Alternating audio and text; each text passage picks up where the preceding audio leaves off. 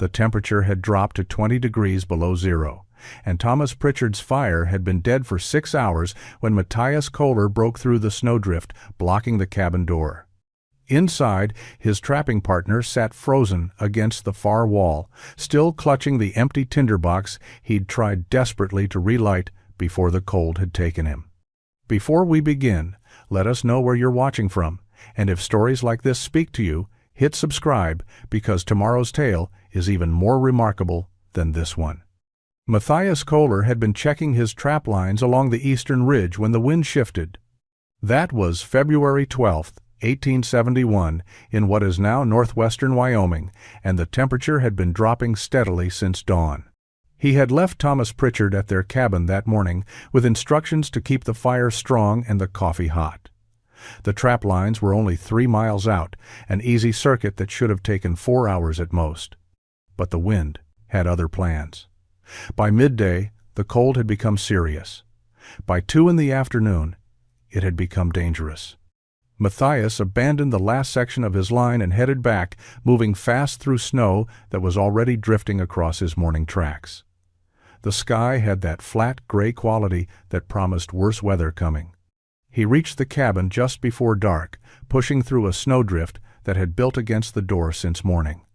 The silence inside told him everything before his eyes adjusted to the darkness.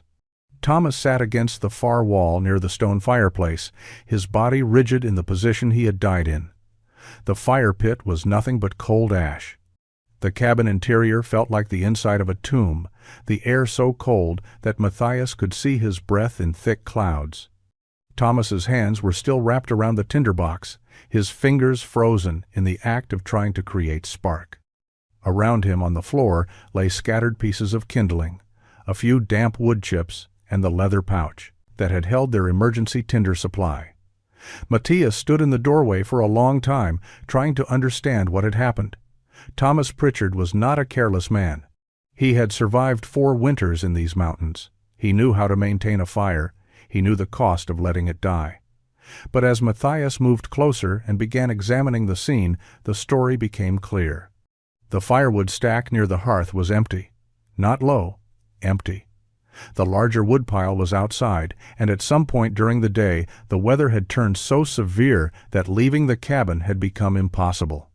Thomas had burned everything within reach, every stick of kindling, every piece of split wood stored inside. He had probably tried to make the fire last, rationing the wood, hoping the weather would break enough for him to dash outside for more. It had not broken. And when the last piece of wood had burned down to ash, Thomas had tried to restart the fire using the emergency tinder and the few damp scraps he could find. The tinderbox showed multiple strike marks. He had tried again and again. In cold that severe, with damp materials and failing light, he had not succeeded. Matthias buried his partner 3 days later when the weather finally cleared. He chose a spot on the hillside overlooking the valley where they had trapped together. He marked the grave with stones and stood there until the cold drove him back inside. That night, alone in the cabin with a roaring fire that he fed constantly, Matthias began thinking about a problem that would consume him for the next year. Fires go out, and when they do, in cold severe enough, there is no second chance. Matthias continued trapping through the rest of that winter, but his heart was no longer in the work. The beaver ponds and trap lines that had once commanded his full attention now felt like distractions from a larger question that occupied his mind during every waking hour. How did you build a fire that could not die? He began visiting other trappers' camps whenever his route brought him near their cabins. He would arrive with some excuse, a borrowed tool to return or information about game movements to share, but his real purpose was always the same. He studied their fireplaces. He examined how they built their hearths, where they positioned their chimneys, how they stored their wood. He asked questions that probably seemed strange to men who had never lost a partner to cold. Most mountain cabins used variations of the same basic design: a stone or mud fireplace built against one wall, a chimney rising through the roof, an open hearth where the fire burned. The design was simple because simplicity was all that frontier conditions allowed. You gathered stones from a creek bed. You stacked them with mud mortar. You cut a hole in your roof for smoke to escape. It worked adequately when it worked. When it failed catastrophically. Matthias talked to a trapper named William Vandermeer, who had survived a close call the previous winter. Dutch, as everyone called him, had been snowed in for 5 days during a storm. He had rationed his interior wood supply carefully, but on the 4th day his fire had gone out while he slept. He had woken to a cabin so cold that ice had formed on the interior walls. He had managed to restart the fire using his emergency tinder and the last scraps of bark he could peel from the cabin logs themselves. But it had been close. Another trapper, Luther Grimes, told Matthias about losing a fire during a 3-day blow. Luther had been forced to burn one of his wooden chairs, then part of his sleeping platform, then finally sections of his door frame before the weather cleared. He had survived by destroying the shelter that protected him. The pattern was consistent. Fires required constant feeding. Chimneys drew heat upward and out of the living space. Open hearths were exposed to drafts that could extinguish flames. Interior wood supplies were always limited, and blizzards could trap a man inside for days with no way to replenish fuel. The standard solutions were obvious and inadequate. Keep more wood inside, store better tinder, build a larger hearth. But these only delayed the fundamental problem. A fire burning in open air, drawing oxygen freely and exhausting heat through a chimney, consumed fuel rapidly and required constant attention. When fuel or attention failed, it died. Matthias became fixated on a different question. What if the fire itself could be redesigned? Not the fuel or the storage, but the actual structure of combustion. What if you could build a fire that burned slower, retained heat longer, and survived periods of neglect that would kill a normal fire? Most trappers dismissed such thinking. Fire was fire. It behaved according to natural laws. No construction could change. But Matthias kept thinking about Thomas. The cold ash, the desperate kindling scatter, the frozen hands gripping the tinderbox.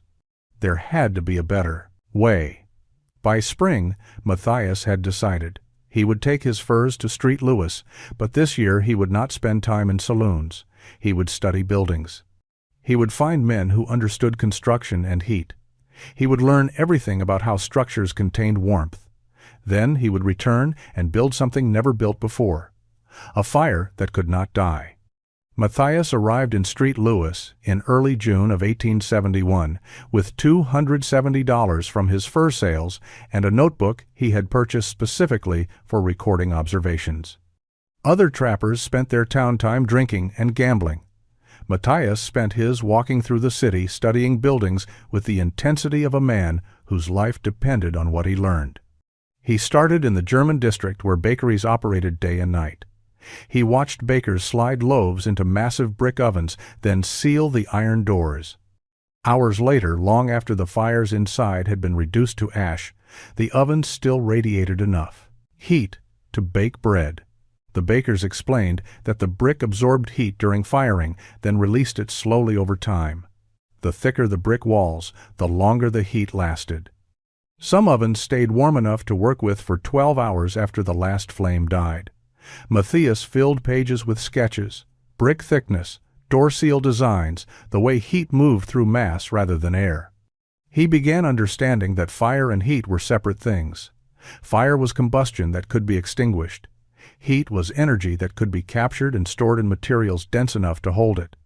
He found a blacksmith's forge near the riverfront and spent 3 days watching the smith work. The forge used a stone hearth surrounded by fire brick. When the smith finished for the day, he would bank the coals, covering them with ash and reducing airflow. The next morning, those coals would still be alive, glowing red when he cleared the ash away. The smith explained that limiting oxygen slowed combustion, without extinguishing it. A coal bed properly banked could survive overnight with no attention. Matthias wrote everything down: reduced oxygen, covered coals, controlled airflow. These were principles that could be applied. On his 8th day in the city, he met old Pierre Durand in a tavern near the French market. Pierre was a retired trapper who had spent his later years working as a stonemason. He was 72 years old, missing 3 fingers from his left hand, and full of stories about building techniques he had learned from a French engineer decades earlier. Pierre described hypocaust systems used in ancient Roman buildings. Fires burned in underground chambers beneath living spaces. Heat rose through the floor rather than escaping through chimneys. The floors themselves became radiating surfaces that warmed rooms evenly. Pierre had never built a full hypocaust, but he understood the principle: heat below, not beside, mass around the fire to capture it. Minimal heat loss too, open air. Matthias bought Pierre drinks for 3 hours and covered his notebook pages with diagrams. Underground fire chambers, stone-lined pits, floor-level heat distribution. Pierre explained how to cut stones to fit curves, how to mortar them for heat resistance, how to calculate chamber volumes for proper combustion. Before leaving street, Louis, Matthias, spent his remaining money on supplies other trappers would have considered insane. Stone-cutting chisels. A copper dome he commissioned from a metalworker, specifying exact dimensions and rivet reinforcement. Clay and lime for heat-resistant mortar. He arranged transport to the mountain territories and prepared to return. He had learned what he needed. Now he had to build it. Matthias returned to the mountains in late July of 1871 with a pack train that raised eyebrows at every trading post along the route. Most trappers hauled powder, lead, coffee, and salt. Matthias hauled stone-cutting tools, a custom copper dome that weighed 40 pounds, bags of clay and lime, and specialized chisels wrapped in oiled canvas. When Luther Grimes saw him unloading at the final outpost, he laughed out loud. "You hauled rocks and a cookpot lid all the way from St. Louis? Kohler, grief's made you useless." Matthias said nothing. He paid for transport of his supplies to a staging area near his old trap lines, then spent 2 days moving everything to a new location he had selected 3 miles from where Thomas had died. He would not rebuild on that site. Some places carried too much weight. The new location sat on high ground with clear sight lines in 3 directions and a creek 200 yards downslope. Most trappers built near water for convenience. Matthias chose elevation for visibility and drainage. If snowmelt created flooding, his cabin would be above it. If weather approached, he would see it coming. He spent the next 2 weeks doing something that would have seemed pointless to any observer. He sat on down, a flat rock, with his notebook and sketched plans. He calculated dimensions. He drew the same circular design dozens of times, adjusting diameter, depth, and stone thickness with each iteration. He was designing something that did not exist, using principles he had learned from bakers and blacksmiths and an old French-Canadian mason. On paper, it made sense. In practice, it would either work or kill him. The design centered on a circular pit, 3 feet deep, 4 feet across at the bottom, tapering to 3 feet at floor level. Stone-lined completely, creating an underground combustion chamber surrounded by thermal mass. Above the floor, a visible ring of curved stone forming the fire chamber. At floor level, thick squared blocks creating a protective rim between wood and fire. And covering everything, the copper dome that would restrict airflow and transform open fire into controlled smoldering. Luther visited again in mid-August, found Matthias still sketching, and could not contain himself. "You planning to dig for gold? Build a well? Because that ain't no fireplace you're drawing." "It's a fire pit," Matthias said. "Goes under the floor." Luther stared at him. "Under your floor, your wood floor. You're gonna burn a fire inside your cabin floor. The stone will protect the wood. Stone cracks in heat. Wood burns. You're describing a coffin that lights itself." Luther shook his head. "Grief mad. I told Dutch you'd gone grief mad." After Luther left, Matthias continued planning. He knew how it sounded. A fire burning below a wooden floor violated every principle of safe construction. But he had seen brick ovens hold heat for half a day. He had watched coal beds survive overnight under ash. He understood that controlled fire in enclosed stone was different from open flame on a hearth. He would prove it by building it, starting tomorrow. Matthias began excavation on August 15, 1871. He selected a spot that would become the center of his cabin, marked a circle 3 feet in diameter on the ground, and started digging. The work was slow. The soil was dense with rocks and roots from trees that had stood there decades earlier. He dug carefully, keeping the walls of the pit as vertical as possible, widening the bottom to 4 feet across while maintaining the narrower opening at ground level. 3 days of digging brought him to a depth of 3 feet. He cleared the bottom flat and began the next phase: stone selection. He spent an entire week walking the creek beds and hillsides within a mile of his site, examining every rock for size, shape, and material. He rejected porous sandstone that would crumble under heat. He rejected river stones with cracks or fissures. He selected dense granite and limestone, pieces that ranged from the size of his fist to the size of his head, looking for stones that could be shaped and fitted. He hauled rocks back to his site in a canvas sling, making dozens of trips until he had gathered more stone than he thought he would need. Then he began the painstaking work of building the underground chamber.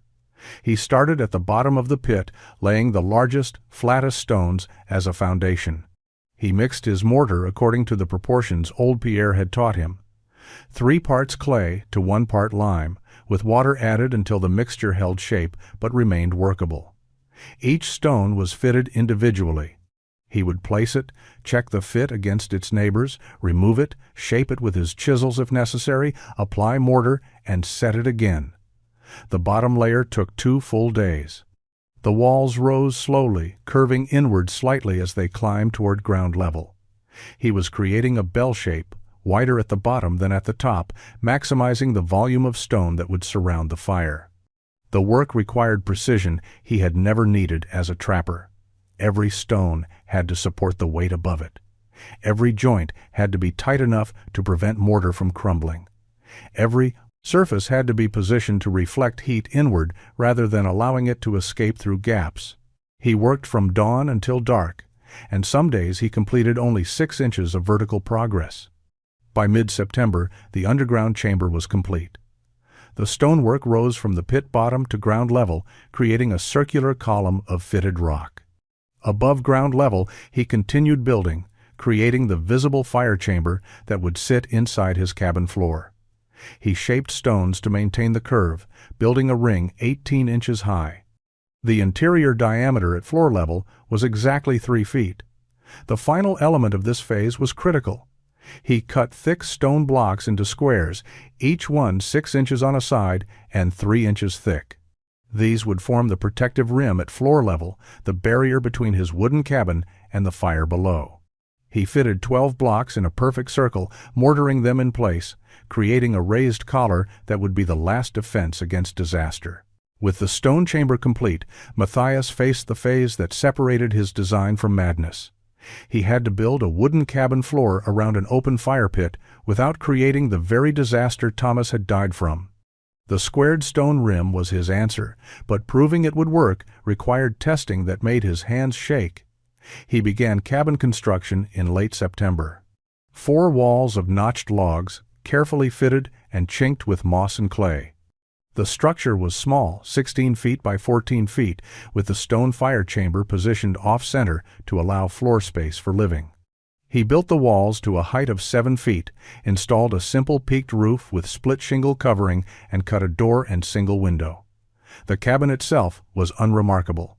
What came next was not. He cut floor planks from straight pine logs, hewing one side flat and leaving the other rounded. Each plank was 10 inches wide and 12 feet long. Laying a floor was simple work that any trapper could finish in a day. Laying a floor around a fire pit required mathematics and nerve. He measured the distance from each wall to the stone rim, calculating angles and cuts. The planks would run parallel to the long walls, which meant some would need to be cut in curves to fit around the circular stone rim. He did not own a saw capable of cutting curves. He used his axe and draw knife, shaping each board edge by hand until it matched the circle's arc. The work took 6 days. When he finally began laying the planks, starting from the walls and working inward, he left the area around the fire pit for last. The final planks were the shortest, spanning from the wall to the squared stone rim. Each one ended exactly at the edge of those protective blocks. The rim stones sat 3 inches above the floor level. Matthias had designed this intentionally. The raised edge would prevent coals from rolling onto the wood. It would create a physical barrier that kept the floor itself slightly separated from direct fire exposure. And it would provide thermal mass that absorbed heat before it could reach combustible material. Before considering the floor complete, Matthias conducted a test that Luther would later call suicidal. He built a fire in the stone chamber, not a small test fire, but a full blaze using dry pine that burned hot and fast. He let it rage for 2 hours, feeding it constantly, creating more heat than any normal fire would generate. Then he placed his hand on the squared rim stones. They were warm, not hot enough to burn. Warm like sun-heated rock. He touched the wooden floor planks nearest the rim. They were barely above air temperature. The 3-inch gap, the mass of the stone, and the design of the chamber were working exactly as he had calculated. He let the fire burn down to coals, monitoring the floor temperature every hour. The wood never grew hot enough to char. When he finally allowed the fire to die completely, he examined every inch of floor near the pit. No scorching, no discoloration, no failure. The impossible was possible. Matthias retrieved the copper dome from where he had stored it, wrapped in canvas beneath a tarp. The metalworker in street, Louis, had followed his specifications exactly.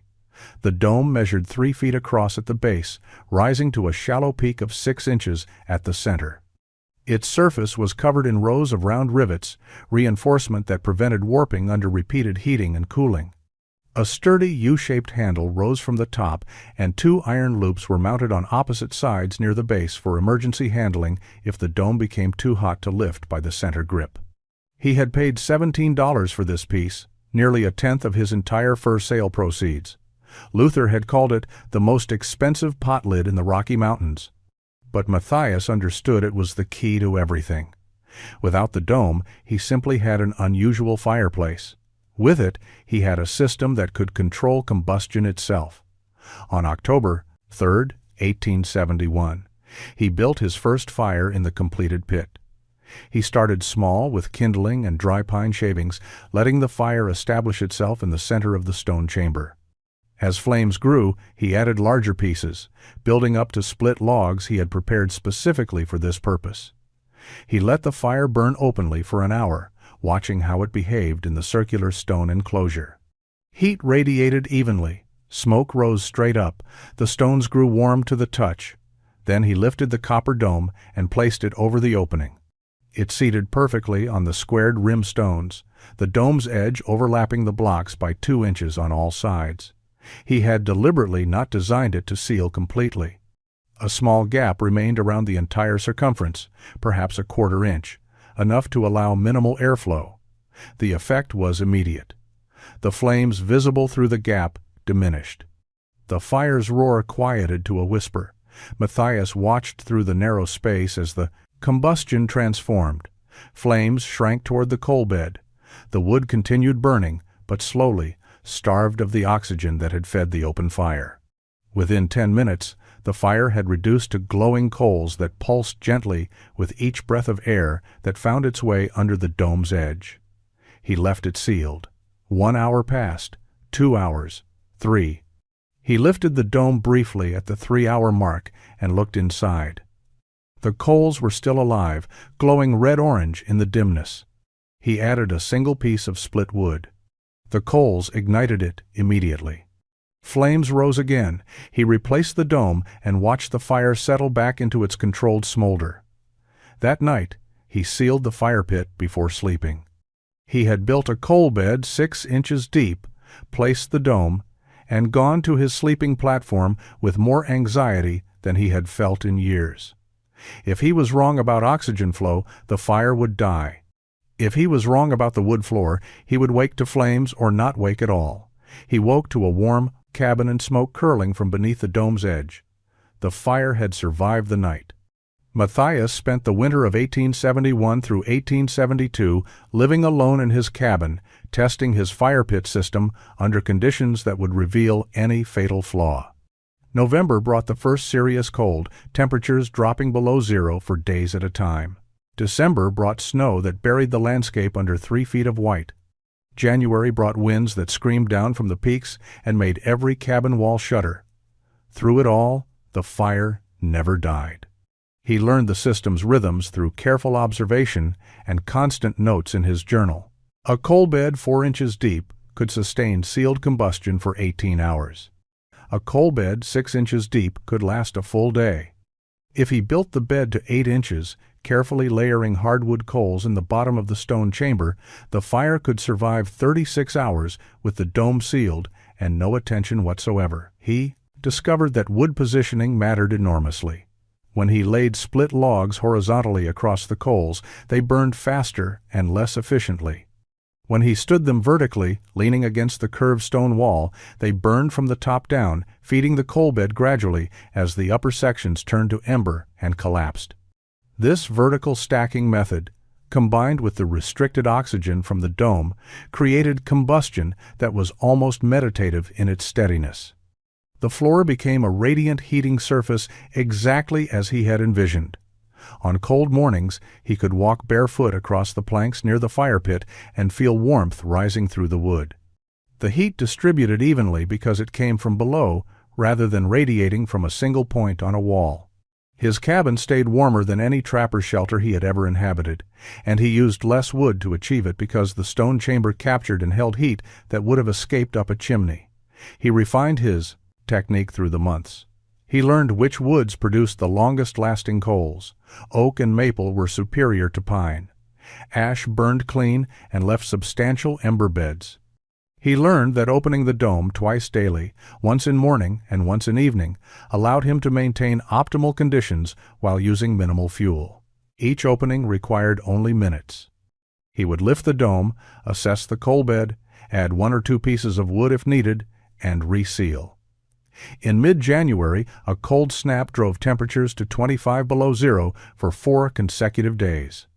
Matthias deliberately tested his system's limits. He built a coal bed 8 inches deep, sealed the dome, and left the fire unattended for 4 full days. He did not open the pit. He did not add wood. He simply lived in the cabin, monitoring the floor temperature and trusting his design. On the 4th day, he lifted the dome.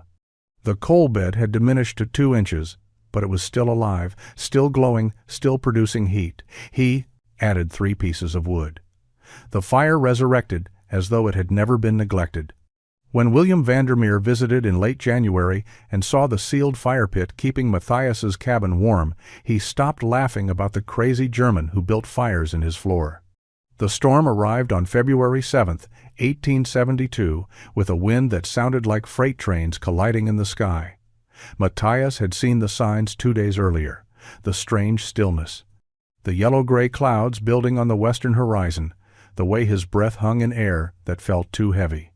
He had prepared by splitting extra wood, stacking it inside along the cabin walls, and building his coal bed to maximum depth. By the time the first snow began falling, he had 8 inches of glowing coals in the stone chamber and the copper dome sealed tight. The blizzard hit with a ferocity that erased the landscape. Snow fell so thick that Matthias could not see the tree line 50 yards from his cabin. Wind drove the snow horizontal, building drifts that climbed his walls and buried his window. The temperature plunged: 20 below, 25 below, 30 below. The cold was the kind that killed exposed flesh in minutes and made breathing painful. Matthias stayed inside. He had no choice. Opening the door would have meant death. The wind would have torn it from his hands. The cold would have dropped him before he covered 10 feet. He was trapped in his cabin with whatever resources existed within those walls. For most trappers, that situation was a death sentence waiting to be executed. Fire required wood. Wood was outside. Eventually, the interior supply ran out, but Matthias had built something different. He opened his fire pit once on the first day of the storm, adding 2 pieces of wood to the coal bed. He opened it once on the second day, adding 1 piece. On the third day, with the storm still raging and visibility still zero, he did not open it at all. The sealed dome maintained combustion at a rate so slow that the coals simply glowed and waited, producing steady heat that radiated through the stone and into the floor. The cabin stayed warm enough that he never needed his heavy coat inside. The floor remained comfortable to walk on without boots. On the fourth day, the wind finally broke. The snow stopped. The sky cleared to a blue so sharp it hurt to look at. Matthias opened his door and climbed out onto drifts that had buried his cabin to the roofline on the north side. He dug out his woodpile and stood in air so cold his beard froze solid within seconds. Then he went to check on his neighbors. Luther Grimes's cabin was 3 miles south. Matthias found Luther alive, but barely. His fire had died on the second night when his interior wood supply ran out. He had burned 1 chair, part of his table, and 3 planks from his sleeping platform before the storm cleared enough for him to reach his outdoor pile. He had survived, but his hands showed early, frostbite, and his eyes held the haunted look of a man who had felt death approaching. William Vandermeer had fared better, but only because he had started with more wood inside. He had burned everything within reach, and his fire had died on the third morning. He had spent the final day and night in his coldest clothes, wrapped in every blanket he owned, waiting. 2 trappers 15 miles east were found dead a week later when the snow melted enough for travel. Their fires had gone out. They had frozen. Spring arrived late in 1872, the snow lingering into April as though reluctant to release its grip on the mountains. When the trappers finally emerged from their winter isolation and began visiting each other's camps, the story of the blizzard of '72 dominated every conversation.